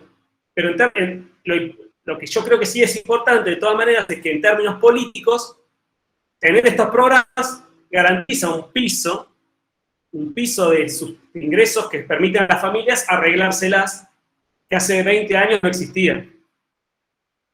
Hace 20 años las familias desempleadas, con empleo precario, que perdieron el empleo, no tenían nada. Hoy, todos estos programas de ingreso garantizan que a una persona puede no tener ningún empleo, pero tiene un ingreso muy bajo, que no la saca de la pobreza, pero las arregla. Digamos, mal. Muy mal, muy precariamente, pésimamente, podríamos decir. No puede resolver su vida cotidiana, pero esa cantidad de ingresos le genera un colchón, podríamos decir, una base, que evita que se produzca un estallido como en aquellos años. O sea, yo creo que eso juega un rol importante ahí, una garantía importante de contener eso. Y después los movimientos populares que intermedian en muchos de estos programas, muchos de estos movimientos juegan un rol importante porque integran el gobierno. Y ahí también tienen un papel de mediación que garantiza cierto nivel de estabilidad política y social. Canalizan algunos recursos para el desarrollo de algunas actividades o obras de infraestructura pequeñas en algún barrio. Tienen manejo de recursos a través del control de alguna oficina estatal, que también juega un rol importante en esa contención social y política. Eso por un lado. Y lo segundo era, perdóname, no lo noté y se me fue. Fernando. Había otra cosa más que decir. Te preguntaba si... Las paso. Contrapartidas de FMI. La contrapartida del fondo. Lo que se conoció hasta ahora del acuerdo es un acuerdo muy general, no están los detalles. Lo que el fondo dice en ese acuerdo, en un documento que publicó en su página web, es que el acuerdo va a garantizar los programas sociales focalizados, la garantía mínima de los programas sociales focalizados, la protección de los programas sociales focalizados. Hay que ver qué significan esos programas sociales focalizados en concreto, hasta dónde, cuánto es el foco, digamos, qué focalización, digamos, porque acá todos los programas tienen condiciones, entonces de alguna forma son todos focalizados, no los recibe todo el mundo. Pero yo no sé ahí, en la letra chica del acuerdo, cuando eso se firme, qué significa. Pero por otro lado, en lo que publicó el Fondo Monetario no dice nada respecto, por ejemplo, al sistema de jubilaciones y pensiones, que también es un sistema de transferencia de ingresos muy grande en Argentina. Hay 10 millones de personas que reciben en Argentina. Acuérdense, en Argentina viven 44, 45 millones de habitantes. Hay cerca de 10 millones de personas que reciben alguna transferencia vinculada al sistema previsional, sea una jubilación por edad, haber aportado al sistema, ¿no? Por haber tenido un empleo, aportado al sistema durante muchos años, o alguna pensión, algún beneficio que recibió del Estado por diferentes circunstancias, pero que no tienen que ver, digamos, con los programas sociales vinculados a los movimientos, son otros programas. Entonces, hay una enorme transferencia de ingresos por ahí, y de eso en lo que publicó el fondo no hay nada. Hasta ahora, no, el gobierno dice que eso que no va a haber reforma previsional, que no va a haber recorte en las jubilaciones, pensiones, etc. pero lo que el FMI publicó no dice nada de eso. Y el gobierno lo único que dijo es lo que dijo, digamos, no habló. No hay papeles firmados que digan, por ahora no sabemos. De todas maneras, y esto para cerrar la idea, de todas maneras, en los últimos 4 años, el gasto en seguridad social, jubilaciones, pensiones, programas sociales, ha tenido una tendencia decreciente. Ha caído en términos del producto, en términos de cuánto pagan a cada persona y en términos del producto bruto, ¿no? De toda la riqueza se ha reducido el monto de recursos que se destinan a la previdencia, ¿no? A las jubilaciones, pensiones y beneficios sociales. O sea, el recorte ya se viene haciendo desde hace varios años, con este gobierno y con los gobiernos anteriores. Entonces, de nuevo, el fondo dice, este es un tema conflictivo, por ahora no entra en la discusión, tal vez para adelante sí, no sé. Eso habrá que, no conocemos los detalles de la conversación. Mariano, eu também quero levantar alguns pontos. O primeiro ponto, eu tenho a impressão que a Argentina me parece um país inviável, não? Un poco, o sea, inviable desde dos puntos de vista. Del punto de vista de la financiación, o sea, de la relación con el capital financiero, pero también del punto de vista de los de abajo. Yo me acuerdo cuando estuve en 2016, conversando con gente de la CETEP, y en aquel entonces ellos decían que ya no peleaban por trabajo, sino que peleaban por una renta mínima, por asignaciones, ¿no? Así que lo que quisiera preguntarte es que en este escenario, ¿sí crees que la economía delictiva, o sea, el narco o formas de extorsión, violencia, o sea, otras maneras, por ejemplo, que caracterizan países inviables de Centroamérica, por ejemplo? Esa es la primera. La segunda es quizás un poco tonta, pero voy a hacerla de todas maneras. ¿Por qué te parece que el gobierno Kirchner quería reinsertarse en el circuito financiero internacional, ¿no? Porque en general está un poco la idea que el objetivo de una política emancipatoria sería justamente escapar, ¿no? Y no sé si eso tiene que ver con, bueno, quisiera escucharte. Y el tercer punto, si puedes aclarar o profundizar la diferencia entre los gobiernos, porque la manera como tú un poco describiste, ¿no? Enfatizando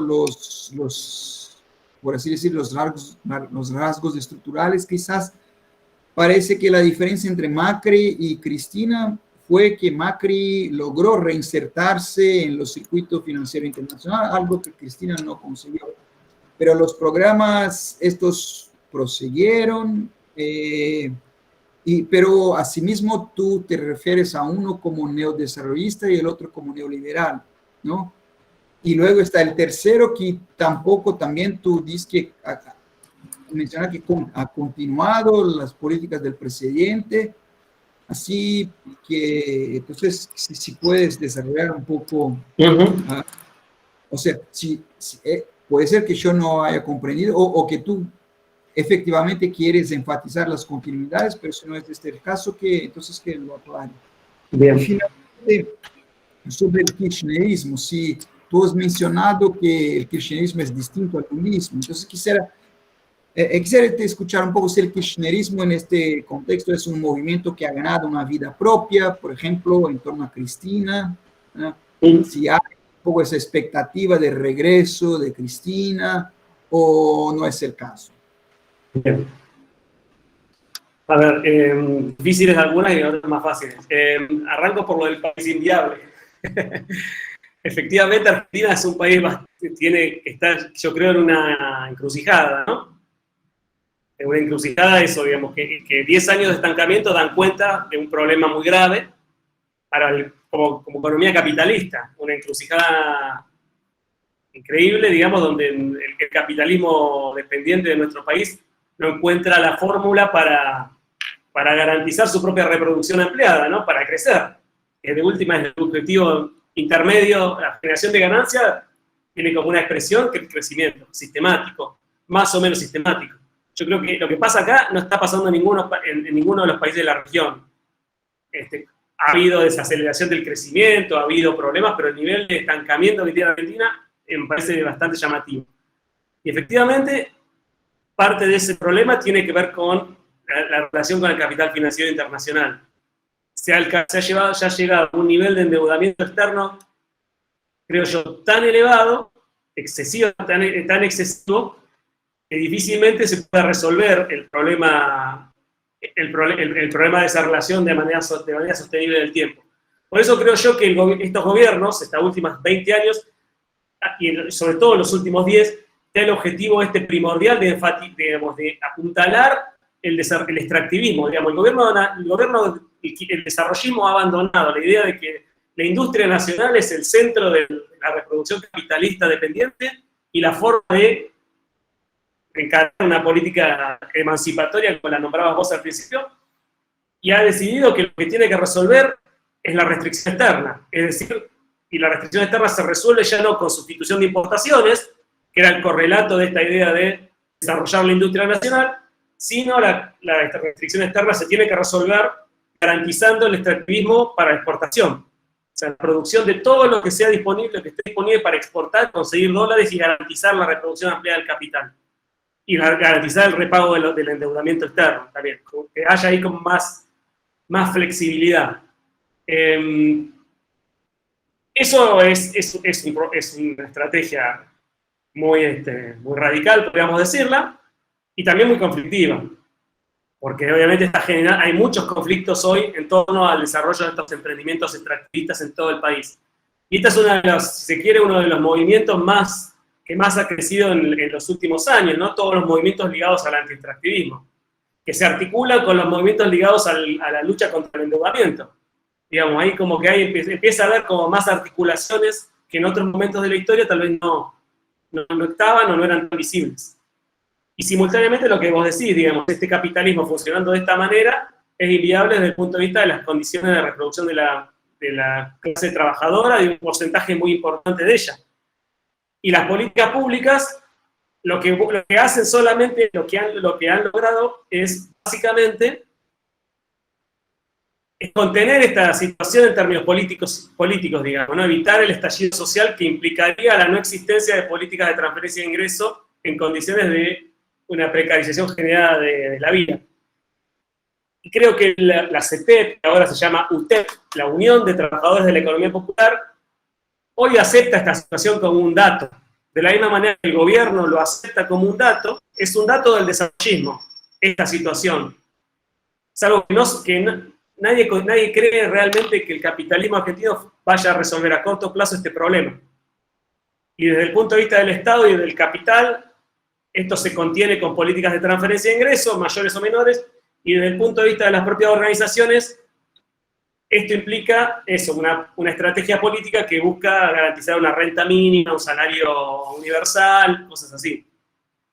Que volviendo a lo del Fondo Monetario, esa estrategia no está en la mirada del fondo. El fondo de ninguna manera aceptaría que se desarrolle una política social universal, de tipo salario universal, que es lo que propone la UTEP.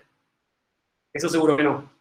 Entonces, digo, entiendo el concepto de inviable y la inviabilidad está a la vista, digamos. Lo que hay es un enorme conflicto social y político que tiene que ver con qué tipo de capitalismo se construye o con qué salida de este capitalismo se puede construir. La verdad que creo que en términos generales la estamos perdiendo, digamos, los sectores populares, esa disputa, pero esa es lo que está en cuestión ahí, hoy por hoy. Esa es la base de esa inviabilidad que vos planteás. Y creo que en parte de esa inviabilidad, desde el punto de vista de los sectores populares, es que empieza no como en Centroamérica, sino que se empieza a acrecentar el desarrollo de esta economía informal vinculada a lo narco y a otras formas de ilegalidad crecientemente, digamos, ¿no? Eso empieza a ser un tema muy importante. En algunas grandes ciudades, digamos, el narcotráfico, las organizaciones de narco tienen un poder de fuego muy grande. En la ciudad de Rosario hay muchos conflictos con las organizaciones de narco.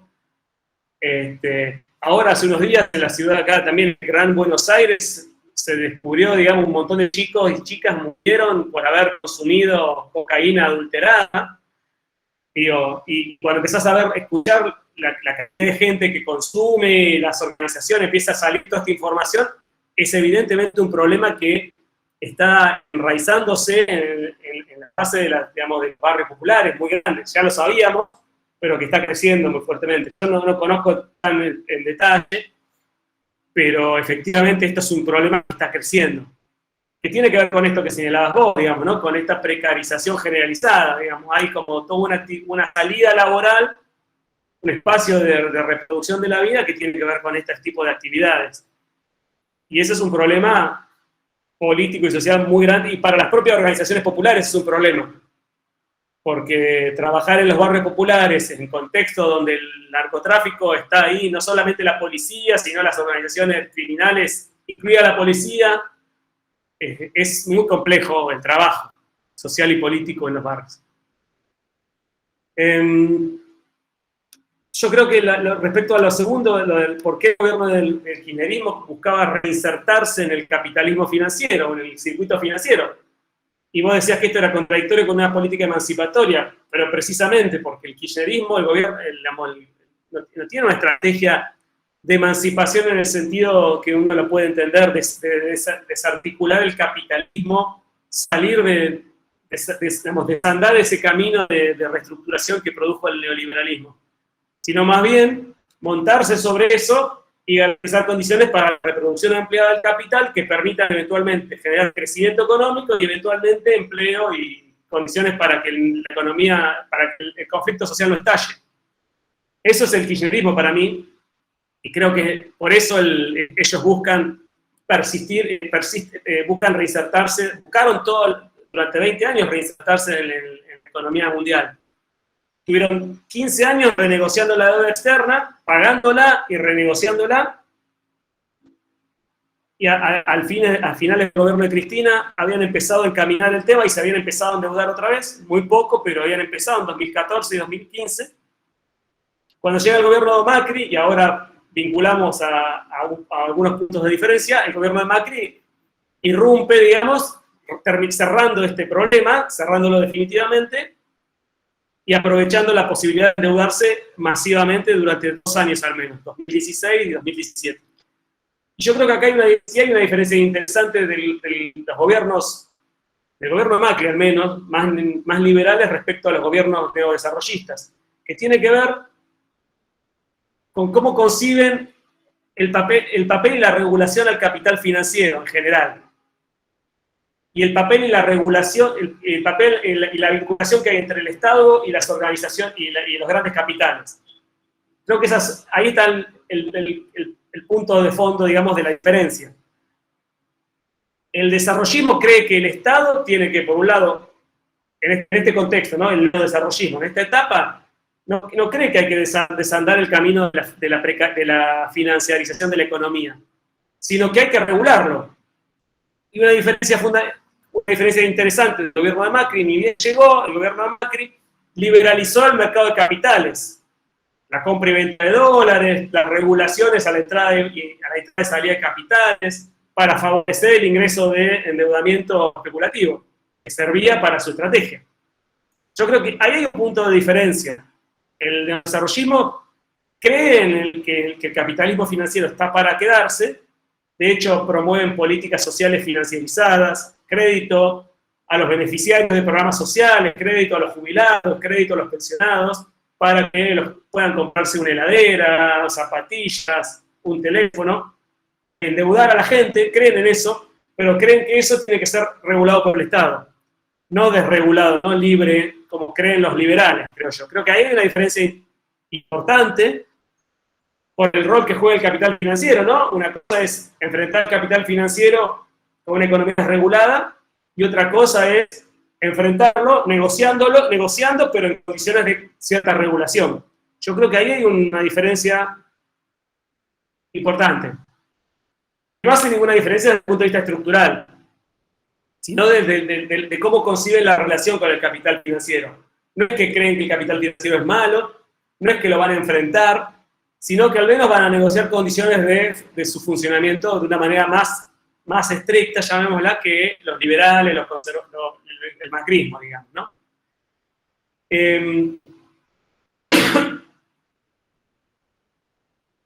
Y tenía otra cosa más que tenía que ver con esto.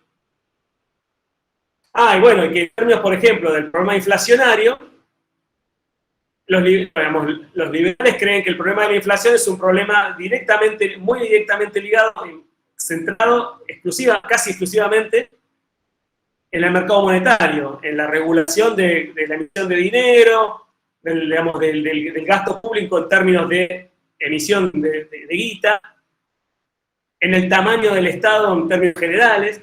Y yo creo que los desarrollistas no tienen esa concepción tan a flor de piel, digamos, no tan de nuevo. Creo que el acuerdo con el fondo ahora pone eso medio en el centro, pero justamente es un acuerdo con el fondo. El fondo sí cree eso, cree que la emisión monetaria excesiva genera inflación, y el acuerdo con el fondo, algo de eso deja de entrever.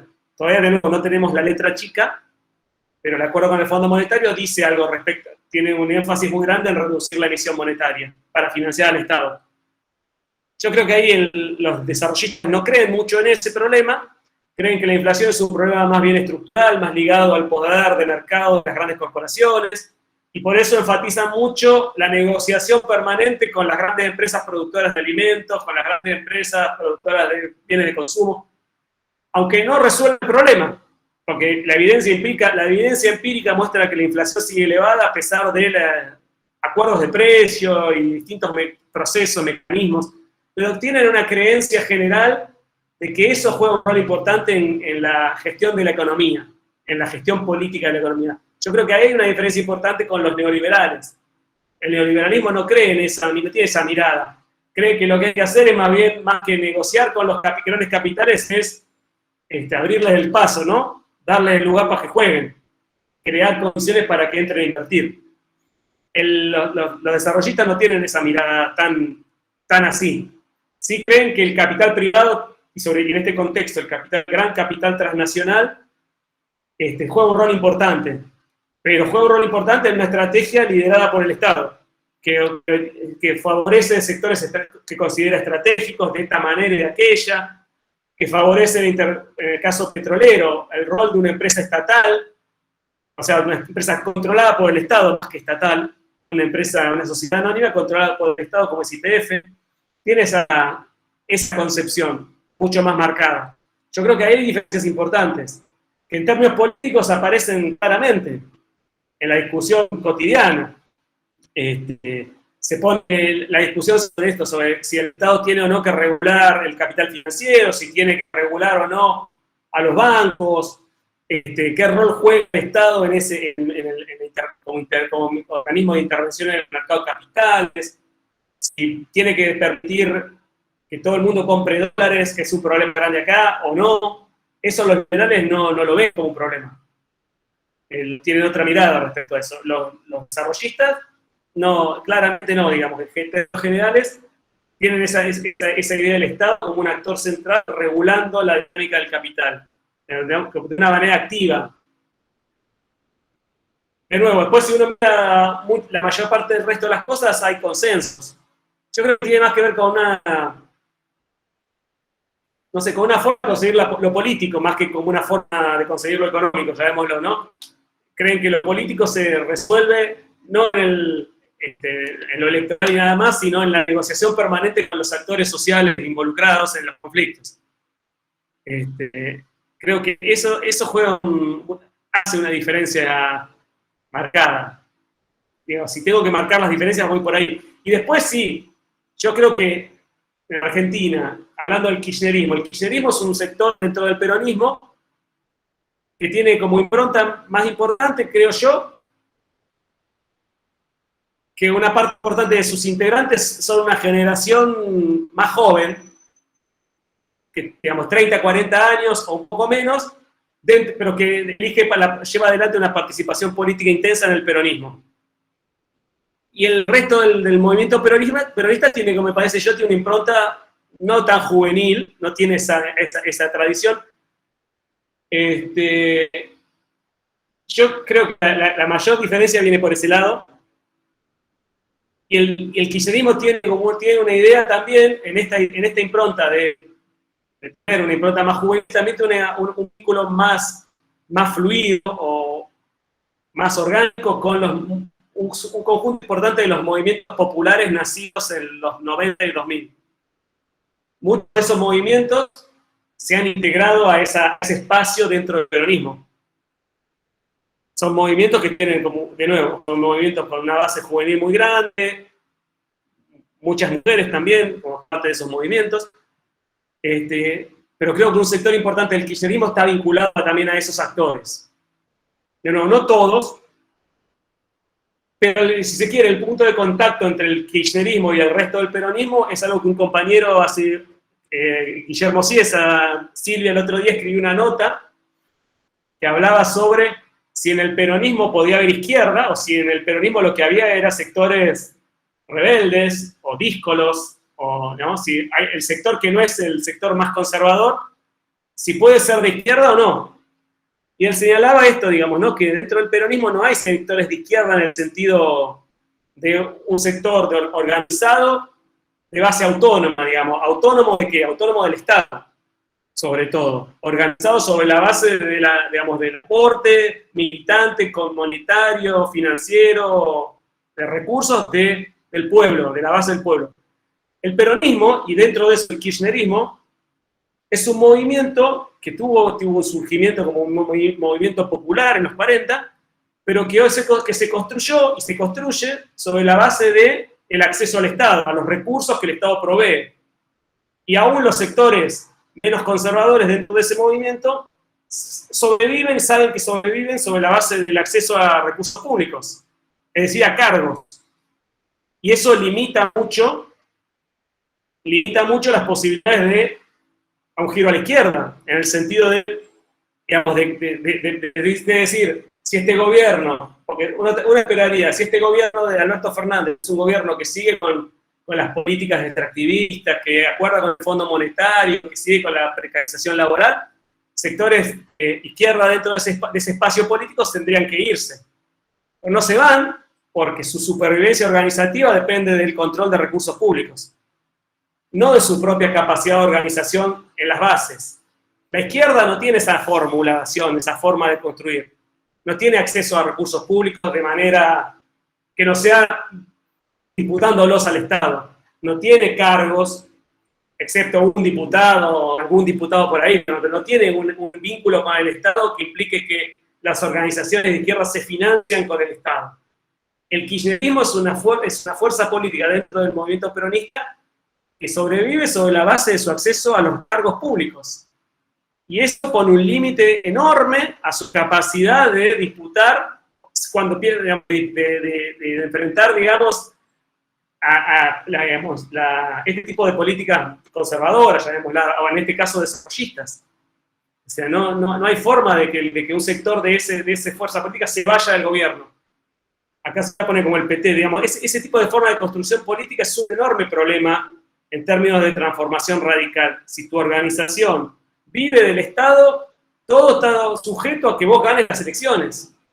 Y entonces las alianzas políticas electorales son centrales en tu estrategia. Para ganar tenés que aliarte capaz que con cualquiera.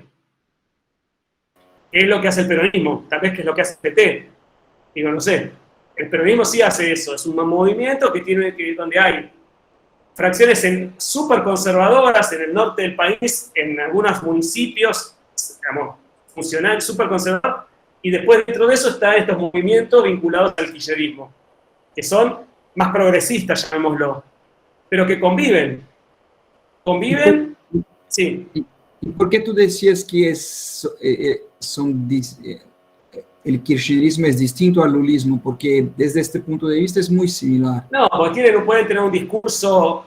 Hay sectores del gobierno, digamos, sectores vinculados sectores del kirchnerismo dentro del gobierno que pueden criticar el acuerdo con el Fondo Monetario, pero no se van a ir del gobierno. Van a sostener la alianza de gobierno que está llevando adelante la política de ajuste, el acuerdo con el fondo, la política extractivista. Digo, ese es el problema. Entonces, tienen un discurso, ciertos sectores, cuestionador, pero que después no se corren, no se van, no van a debilitar al gobierno, pero porque hacen este juego. Si perdemos nosotros, gana la derecha, que va a ser más o menos lo mismo que nosotros, pero nosotros somos mejores. Es un mecanismo que en términos de proyección de transformaciones radicales es siniestro. Y en términos de las organizaciones políticas que integran, llamémoslas progresistas, dentro de esa alianza, es muy malo porque les pierden completa autonomía. O sea, siguen apoyando y siguen apostando a un gobierno que no va a hacer lo que ellos señalan que hay que hacer. De nuevo, uno puede decir, bueno, la izquierda por fuera del gobierno tampoco logra el cambio social, pero yo creo que la estrategia esa es más consistente para promover el cambio social, es organizarse por fuera del aparato del Estado, es más consistente para promover el cambio y la lucha que organizarse dentro del Estado. O sea, que la base de tu organización sea el control del aparato estatal. Esto me parece que ahí, digo de nuevo, esto es una discusión y es algo que estamos conversando, yo no tengo las respuestas, pero tengo esa impresión de que ahí está el problema del kirchnerismo, como un movimiento político que se dice, de nuevo, decir progresista para mí no significa nada a esta altura, sinceramente. O sea, progresista, o por lo menos, progresista no es de izquierda, para mí. Progresista es otra cosa, no es de izquierda. Después que el progresismo se nombre de izquierda, es un problema de ellos. Pero para mí el progresismo no favorece el cambio social radical. Juega el juego, digamos, no sacan los pies del plato, digamos, no juegan el juego en el terreno de los sectores dominantes. Muito obrigado, Mariano. Muito esclarecedor. A gente só continua sem entender qual é a diferença com o PT. Mas tudo bem, vamos continuar procurando. Mais alguém gostaria de falar alguma coisa ou podemos encerrar? Não sei se alguém quer fazer alguma reflexão, alguma pergunta. Silvia, fala, Silvia. Não, duas coisas e um lembrete. Uma que essas perguntas sobre a reforma trabalhista, né? Que Gleisi Hoffmann está prometendo depois que ganha o PT. É inócuo. Voltar atrás em qual reforma trabalhista, se ela foi feita a conta-gotas, e já é um dado duro, estrutural, do mercado de trabalho e das relações de trabalho. Vai afetar um pequeno grupo que tem carteira assinada, né? Outra coisa é uma coisa mais geral. O Jesus dizia que falava dos governos progressistas como uma gestão da crise do neoliberalismo, né? O Adolfo Gili falou isso em 91, quando Cuauhtémoc Cárdenas ia se candidatar pelo PRD. Uhum. E ele antecipou que a única coisa que os progressistas poderiam fazer, assim como são os progressistas, já em 91 dizia isso, né? Que era gerir a crise. E cada vez menos a distância entre o entusiasmo e a decepção que provoca, né? Castilho, por exemplo, ninguém fala em Castilho hoje. Já vai pelo terceiro gabinete, cada vez mais à direita. Só falta que convoque a Keiko Fujimori para o gabinete. Então, e aí tem a ver com isso que o Mariano disse, que o neodesenvolvimentismo, o neodesenvolvimentismo cada vez vai perdendo o elemento industrializador. Aquela ideia de fazemos um pé de média com as exportações para nos desenvolvermos e sair da dependência. Não, você não sabe. É como se você estivesse empantanado num brejo e qualquer gesto, né, no sentido de vender commodities, o extrativismo, te afunda mais na dependência, né? É outra treta, porque é outro modelo de acumulação. Bom, e só queria agradecer o convite para Fábio, né? E escutar Mariano. Muito bom encontrar com vocês, já conheço alguns. O Sal vai estar por aí, e eu quero convidar todo mundo que estiver em São Paulo para amanhã, às 10 da manhã, no MASP, que teremos uma manifestação, eu espero que seja bem grande, né? Vai estar, nos encontramos do lado do Anhanguera, da estátua do Anhanguera, tá bom? Sal, você está aqui em São Paulo? Mas que lugar para se encontrar do lado do Bandeirante? Sí, estoy aquí, voy a intentar ir mañana. Então nos vemos amanhã. ¿A qué hora es? Estoy con mis 10 hijos. da manhã. Voy a ver si mis hijos topan. Ótimo, Silvia. Então, nos encontramos, aqueles que puderem, né? Para quem não está sabendo, é um protesto, uma reação em relação ao crime de ódio, né? A brutalização contra os rapazes congolês, né? Que foi assassinado no Rio de Janeiro. E eu fico muito feliz, Silvia, de você lembrar disso. E agradecer novamente ao Mariano, agradecer também ao Salvador, chegou um pouco tarde, tenho certeza que o Salvador ia polemizar, se ele, né? Mas, e dizer para vocês que a gente vai fazer uma última discussão, né, dessa série de discussões. Concordei com tudo, com Mariano. Você concordou com tudo? Então eu vou falar para você, Mariano, eu não concordei com nada da sua leitura do neoliberalismo e do neoliberalismo, mas eu não achei que não era o caso de fazer esse tipo de discussão aqui, mas quem sabe uma hora nós fazemos. Mas estamos no mesmo campo, evidentemente, né? Mas dizer, então, que na sexta-feira que vem, às 19 horas, uma discussão sobre a Colômbia, que vai ter eleição chegando, né? Uma eleição que tem muita expectativa em torno desse campo progressista, né? Um pouco essa ideia de que se a Colômbia tiver uma vitória do progressismo e no Brasil o Lula também ganhar, aí vai ter uma outra onda, e aí agora vai, né? Então, com o Sebastián Ronderos, que é um professor, ele é colombiano de origem, mas estudou no Brasil, fala português, agora está na Inglaterra, na Universidade de Essex, mas, enfim, fica o convite para quem quiser, e nos vemos amanhã na manifestação. Muito bem. Boa noite, pessoal. Buenísimo. Muchas gracias por la invitación. Obrigada, Mariana. Gracias. Gracias. Hasta luego, estamos hablando. Tchau.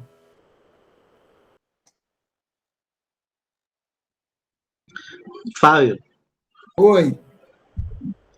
Tudo bem? E aí, eu me atrapalhei, mas participei das 8. A última hora eu consegui pegar. Legal. Mas por que você não concordou? Não, eu estava um pouco provocando, não é? Mas porque ele tem essa visão de que os governos Kirchner foram neodesenvolvimentistas. Eu acho isso uma bobagem. Eu acho isso é a ideologia deles, isso é o que eles gostariam de ser. O que eles gostariam de ter uma distância entre o que eles gostariam de ser. Mas eu achei que... Mas ele falava isso em tom crítico, né? No sentido do extrativismo, da crítica do extrativismo. Não, ele passou os 15 minutos primeiros da exposição dele falando de todas as iniciativas extrativistas dos governos Kirchner, mas um pouco para dizer essa ideia de que a diferença em relação ao desenvolvimentismo anterior é que você financiaria, precisaria precisaria explorar cada vez mais o extrativismo. Eu não entendi bem para quê. Pelo que eu entendi, é para pagar a finança internacional. Então, o que na exposição dele não apareceu é onde está a indústria, né? Mas, então, e se não tem indústria, por que você está falando de desenvolvimentismo? Mas eu achei que não era o caso de fazer esse tipo de discussão, entendeu? Eu acho que é mais no sentido que na Bolívia também se fala de desenvolvimentismo, né? Que não tem indústria, mas é grande obra. E a lógica essa de estrada, obra, mineração. O centro do argumento dele é a participação do Estado, a intervenção do Estado. Essa que seria a diferença. Não, mas legal. O Sebastião topou, então? Oi. Sebastião topou, então. Aí deixa eu desligar a gravação, nossa, depois eu não vou ficar ouvindo essas coisas.